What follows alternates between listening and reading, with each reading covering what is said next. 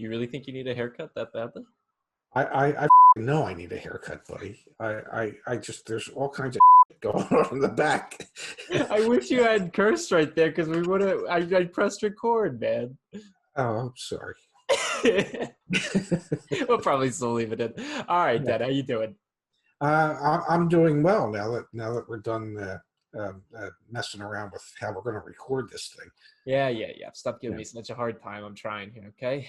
Okay, I'm sorry, but before we get started, can I say one thing? We owe our viewers an apology. We promised them new content yesterday, and well, we were too busy working on car deals and finding cars and putting car deals together for our customers to be able to break away to find time to film yesterday. So we apologize for not being able to put out some new content yesterday, but thankfully our customers' response has been so great that, well, we're busy finding car deals for them and saving them thousands upon thousands of dollars. Well, maybe the thousands upon thousands is a bit of a stretch, but cumulatively it's probably thousands of dollars. Yeah, no, for sure. Yeah, and let us know down below. Do you like seeing new content every day, every other day? Never again is also a potential option. So let Yeah, us know but if that you hit that button, just unsubscribe instead. if you. if your comment is never again, Yeah, fair yeah, enough. That is one way to do it. Never again. yeah, All right. Well, that's it. here let's get to the chase. What are we talking about Okay. today? The Today, title oh, go ahead. I'm sorry. title of the video is going to be around new car sales, and is now actually the time to be making a move on them. There's new data that you found from the Financial Times that kind of suggests that internationally, at least in China and Europe, there might be some signs of a strong rebound, which could influence what's going on here in the States. Also, inventory levels. I mean, all sorts of things are at play. I'd at least like to hear your perspective on all of that. Well, according to Financial Times, at least the uptick in or the rebound in sales in Europe and China has been stronger than anybody expected initially. I do apologize for whatever that noise was that came across I my think you're computer. getting emails. Yeah, well, yeah, maybe somebody wants me to buy some wine. Uh, God knows I'm loopy enough. I don't need any more. Didn't So wait, anyway, wait. Didn't yeah. you join a wine club, but you don't drink Yeah, they're, wine? they're sending me a little notice that I can save even more. Yeah, I you love you, know, man. it's Memorial Day weekend. We're having a big sale on wine. Okay. So anyway, the point of this is that there's been an uptick in sales, and one of the reasons that they attribute to this is that there's a new group of people getting into the automobile buying market that haven't been there before, and that's millennials. Okay. Millennials traditionally have shirked the use of buying their own vehicle. They prefer to use rideshare, Uber, Lyft, public transportation. But because of COVID, yeah, bicycles. Because of COVID-19, um, uh, people are afraid to use Uber and Lyft or use like Zipcar because, well, who knows who was in the car before, and has it really been disinfected the way it should be and sanitized the way it should be? And public transportation, well, it doesn't get much scarier than that. So these people are thinking that maybe it's time for them to get either a new car or a used car. Hmm. Now, part of the dilemma that I see in that is if suddenly we have all these people who used to ride public transportation or used to utilize things like Uber and Lyft, if they decide to get a car and everybody decides to commute at the same time, well, if we thought the roads were congested pre-COVID-19, well, you won't move after COVID-19. There'll just be too many cars on the road. Yeah. Uh, but it is an interesting concept that young people who had never thought about automobile ownership are now seriously considering it and are making a strong movement towards actually getting cars. The other thing in the article is that, believe it or not, in China, they actually had a 4% increase in sales in April year over year for the same month, which was surprising. But they attributed that well, pent-up demand because, well, the country or parts of the country were on total lockdown Hmm. for almost 3 months. And I guess the same could be said for what's going on in Europe. Will that translate to what goes on in the United States? Quite possibly. Will we see some uptick in new and used car sales? I think so, because there is probably some pent-up demand. There were any number of leases that we've discussed that came due Yep. at the end of March through this month, where people were unable to return them because, well, dealerships were closed and the lease companies didn't want them to return them at that time. So those people are going to need to replace cars. But it also means that there's going to be a ton of off-lease vehicles coming into the used car market. I think it's something Those like 1 million over the summer are supposed to come off. Yes, yes.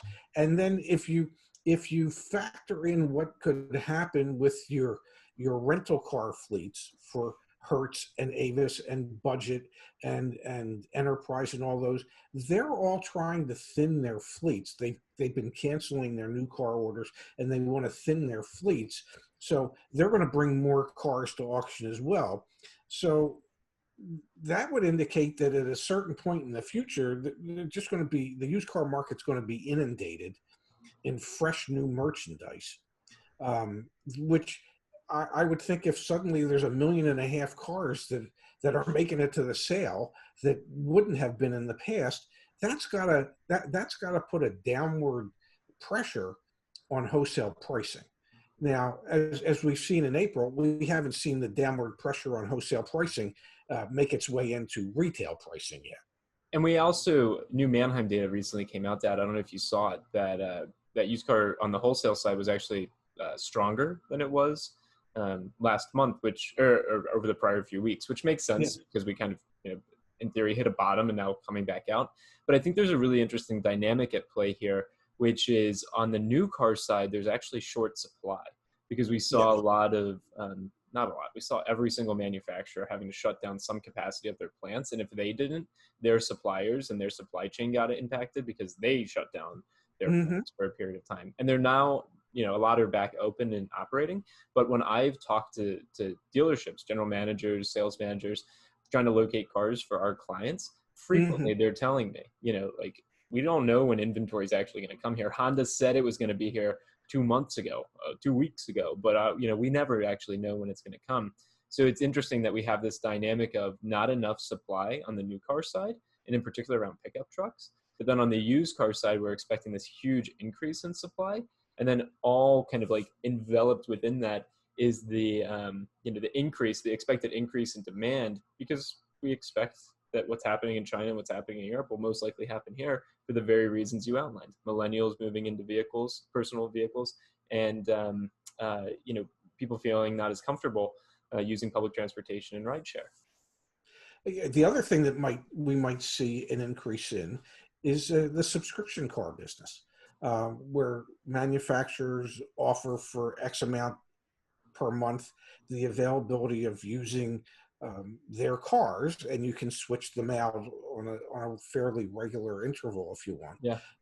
And whatever the monthly subscription fee is includes the use of the vehicle, includes all maintenance on the vehicles, and includes the automobile insurance on those vehicles. So that might be an area of growth in the car business, would be the subscription business. But I honestly believe, this is just me, this is Ray Shefska, your auto advocate's personal opinion. I just believe with 38 million people out of work, that as Alan Greenspan once called it, irrational exuberance might be something that we're experiencing. Do I think there could be an uptick in car sales? Yes, but there's 38 million Americans who might have been in the market who no longer are, because if you suddenly find yourself unemployed, you're not going to take the cash out of the bank to go pay cash for a car. You're going to keep that cash in the bank so you can use it to offset your living expenses. And if you don't have a lot of cash in the bank, well, you can't go and get a loan because, I don't know, for whatever reason, the lending institution is going to insist that, I don't know, you have some type of income, so you actually have the ability to pay back the loan. So there's 38 million people that might have been in the market for a car that aren't in the market for a car. Yeah. And I would think that has to have um, an impact on how strong the rebound is. I know in Europe now they're thinking that maybe the decline in sales will only be 20% year over year. I think that's really wishful thinking. Yeah. I think that would be really wishful thinking in the United States. You know, my personal opinion, I think it's going to be closer to 40 to 50% decline in sales. uh, you know, I think we'll have that initial surge, and then it'll kind of fall back to, you know, really it's going to depend on how strong a need there is for somebody to actually go out and make this happen and buy a car. Yeah, yeah, because that does put kind of like the public safety aspect of it. You know, if you sure you want a personal vehicle because you want that, you know, safety to be not surrounded by others, but then also if you're not leaving the house ever, what's the real point? You know, maybe it's in 2021 where that becomes more at play. I'm still of the opinion that businesses that have asked their employees to work from home for the past 2 months will suddenly realize that they don't need those people to come into the facility, to the office, 5 days a week. Maybe they say to these people moving forward, you're going to work from home 3 days out of the five, Yeah, yeah. four No, days out of the five, so that people will be less dependent on a car. And there'll be less people actually utilizing public transportation because there'll be less people that are actually going into their yeah, yeah. office for work. I, I mean, there's just so many possibilities for anybody to really be able to project what's going to happen. I wish I had that damn crystal ball. yeah, yeah. And honestly, I don't think neither one of us have any expertise when it comes to that modeling out public health outcomes. Like that's not where we. Yeah, I mean, you're looking at two guys that don't have college degrees. I mean, to be entirely honest, so don't trust us when it comes to that. But on the flip side, Dad, we talk to a lot of dealers all the time, and I have an email in my inbox for a GM from a Honda dealership where I've been working Hmm. and grinding out a Honda Odyssey deal, and we're about $500 apart. And Yeah, the GM, I got back in touch with him because I got their big Memorial Day email with the advertisements, and yeah, he said, Zach, I'm running out of supply. Honda's not telling me when I'm going to get more. This is the best price I can possibly give you. Like, please communicate that to your client. And the reason I bring that up is because I think a lot of people in the comments below are thinking to themselves, and I've read all the comments. It's like the dealerships in my area don't seem to be hurting. You know, they're sticking to their price. They don't want to negotiate. You know, they're acting like everything's okay. And I think to a degree, at least on the new car side, they kind of have to posture in that way because they don't know when they're getting new vehicles. And we see some of the images, you know, of like cars parked in stadiums or stuck at the port. It's really, I think, dependent on the type of vehicle that you're interested in. If you're looking for a sedan, now's a pretty good time to buy a sedan. If you're looking at an SUV or a pickup truck, which most people are, it's really tough. It's really, really tough. And on the used car side, I just want to, you know, hit that again because I had another client who just got their Mercedes GLC 300, and hmm, they got that car from the dealer. The dealer bought it at auction like 2 days before, and he got it at a rock bottom price because it was a rental car, you know, that hmm. had gone to auction. Like we're gonna see more and more of that. So when you get your Car Guru's alert of a new car that's available at a very low price, it was probably because it was a rental and it just went to auction and now it's available. And I think we're gonna see more and more of that. Yeah, and more and more dealers understand the value of turning the inventory as quickly as possible, as opposed to there was a time um, when, believe it or not, your auto advocate Ray Shefska owned a golf store. I had a Golf USA franchise in Mesa, Arizona. Okay, I was terrible at golf. Shank Shot Shefska was my nickname, or Sir Lefts a lot because everything I hit was a fade to the left. You used to tell me you would play army golf. Yeah, to Left, the left, right, right. left, Yeah, right. yeah. And it was true. But my point is, I had that golf store, and I always thought to myself when I was working with a customer looking at the clubs, would I rather have, say, 95% of what I'm asking for these clubs today, or hope, that's the key word, hope, to get 100% of what I'm asking for tomorrow? And it dawned on me that I had no guarantee that anybody was going to come in and offer me anything for tomorrow. So I always opted for, hey, if I could save you 5% on the clubs, would you buy them right now? And I think that's the way used car dealers are starting to look at their cars. I'd rather have what I'm asking or close to what I'm asking today than hope that if I hold on to it longer and longer and longer, I'm going to get what I really, really wanted. Chances are they're not. A perfect example was a pickup truck that I was working for a customer yesterday, and they kept telling me, the dealer kept telling me, our price on the internet is our price on the internet. And I kept taking a shot to try and get them to take something off on it, and they wouldn't. And finally I said to him, if that truck becomes an aged unit and you're sitting on it for too long a period of time, you're going to reduce the price in order to sell it. I have a great idea. Why don't we do that now, and we can just move a unit? And the guy got back to me, said, okay, we'll take $250 off. Rather have 95% of what you're asking today than hope to get 100% tomorrow or 3 weeks down the line. That's the way we have to look at things. And that's what when we're negotiating on behalf of our customers, that's what we try to communicate to the dealers.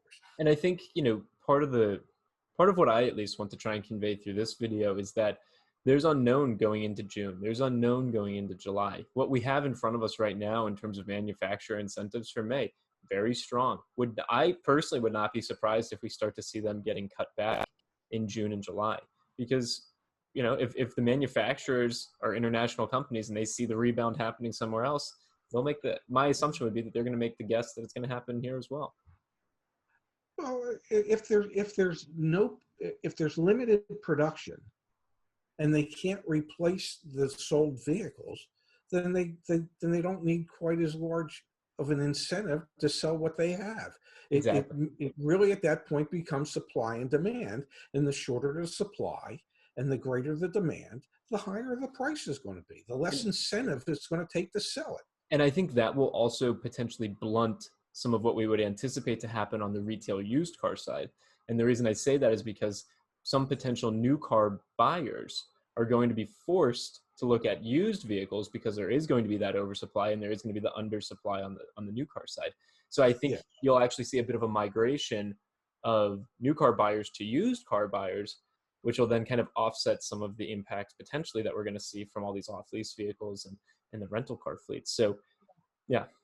I got an email from a viewer who's not a customer of ours who wanted to lease a brand new BMW X3, and he leased a used 500-mile BMW X3. And what he leased was a service loaner that BMW Financial Services treated as if it were a brand new car when it came to figuring out what the lease should be. There's nothing wrong with that. I mean, it's 500 miles. It's not a big deal. And people, if they can find a good used car because they can't find that good new car, you'll see people migrate over to the used car side of things. Yeah. And I think one would assume that used car prices should drop if there is suddenly that glut of cars that we anticipate. But there's no guarantee, because even if those vehicles go to the auction, somebody has to raise their hand and buy them. And if nobody's raising their hand offering to buy them, then they're not going to make it to the retail lot. Yeah, and I guess the point I'm trying to make is I don't foresee a 10% decrease in retail used car prices or anything drastic or crazy like that, because I think even with this glut, you're going to see that migration of people from the new car side to the used car side. So maybe it's not to blunt expectations for what's to happen, but it's to put it into the context of there's a lot of factors at play. The factors from the Financial Times article that you referenced with the public health and changing in how people are interested in leveraging different systems like Uber and Lyft and public transport, the off lease and the rental car coming into play, the factories being shut down, so new car supply being low. I mean, there's a lot of factors at play. But when you start to massage them all together, like we're just talking here, this is just kind of going back and forth, and where my head is coming to is it feels like everything's kind of going to come to equilibrium. And also at the end of the day, these manufacturers are going to figure out how to preserve their profit. as best as possible. And the dealer is going to try their best to preserve their profit as best as possible. So at the end of the day, you still need to negotiate. You still need to kind of fight to get a fair deal, which is just the name of the game when it comes to buying a car nowadays. Yeah, certain things are never going to change. And wanting to make sure that you're not overpaying for something is one of those things. Yep.